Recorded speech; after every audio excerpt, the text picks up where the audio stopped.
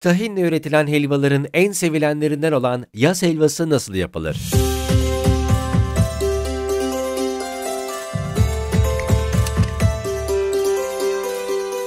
Aslında adı yazlık helva olmasına rağmen yaz helvasının yazın üretilme zorunluluğu yoktur.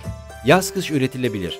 Ama helva üreticileri bir gelenek olarak genellikle yazın ürettikleri için bu adı almıştır.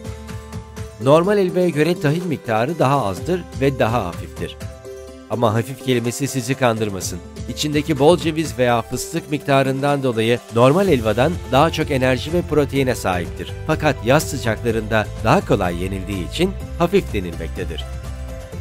Yaz helvasının eşsiz tadı hemen hemen her ortamda tüketilebilmesini sağlamaktadır. Adeta bir enerji ve şifa kaynağı olan yaz helvası, yazın kaybettiğimiz enerjiyi kolayca yerine koymak için birebirdir. Bu hafta geleneksel helva deyince aklımıza gelen en iyi firmalardan olan ve 1920'li yıllarda başladığı lezzet yolculuğuna 3. kuşak olarak devam eden Abdurrahman Tatlıcı'nın Ankara'da bulunan fabrikasına konuk oluyoruz. Yaz helvası nasıl yapılır? Öncelikle helva kazanımıza su koyarak içine şeker ilave ediyoruz. Daha sonra şekerli suyun şerbet olması için bir miktar limon tuzu ekliyoruz. Bu işlemden sonra kazanımızın altını yakıyoruz ve yaklaşık 30-40 dakika kaynatıyoruz. Yaz helvası yapımı kolay gibi görünse de en nazlı tatlılardan biridir. Ve eğer en basitinden şu an kaynattığımız şeker şerbeti olması gerektiğinden fazla ya da az kaynarsa helvanın tadı anında bozulacaktır. Bu yüzden Abdurrahman Tatlıcı'da bu kazanın ısısı sürekli hassas termometrelerle ölçülmektedir. Kazanımız kaynarken helvamızda kullanacağımız tahini bir kazana alıyoruz. Yaz helvasının içinde %50'ye yakın tahin bulunmaktadır. Kazanımızı tahinle doldurduktan sonra helvamız kakaolu olacaksa reçetemize kakaomuzu ekliyoruz. Daha sonra tahinle kakaoyu karıştırıyoruz. Karışımımız uygun kıvama geldikten sonra helvamızda kullanacağımız ceviz veya fıstık miktarımızın yarısını ekliyoruz ve karıştırmaya devam ediyoruz. Karıştırma işlemi bittikten sonra istenilen sıcaklığa gelen şeker şerbetimizi kazanımıza aktarıyoruz. Daha sonra yine ustalarımız tarafından karıştırma işlemi devam ediyor ve bu esnada kalan cevizimizi reçetemize ekliyoruz.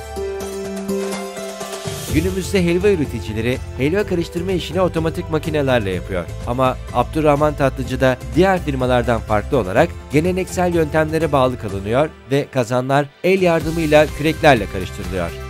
Helvamızın lezzeti bu karışımın kıvamıyla doğru orantılıdır. Bu yüzden hiçbir makine geleneksel yöntemleri kullanarak helvanın kıvamını tahta küreğiyle anlayan ustanın lezzetine yaklaşamaz. İstenilen kıvama gelen reçetemiz kalıplara alınmadan önce 10-15 dakika dinlendiriliyor. Yaz helvamız dinlendirildikten sonra ölçülerek kalıplara alınıyor.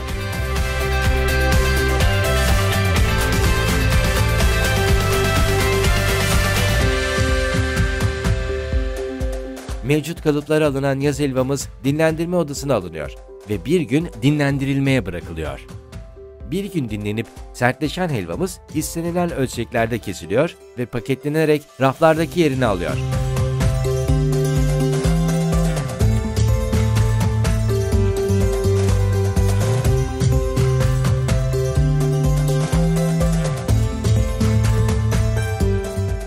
Hepinize afiyet olsun.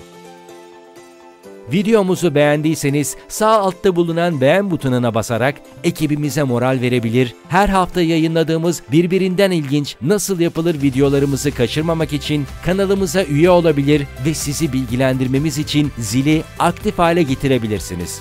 Bir sonraki nasıl yapılır videosunda görüşmek üzere.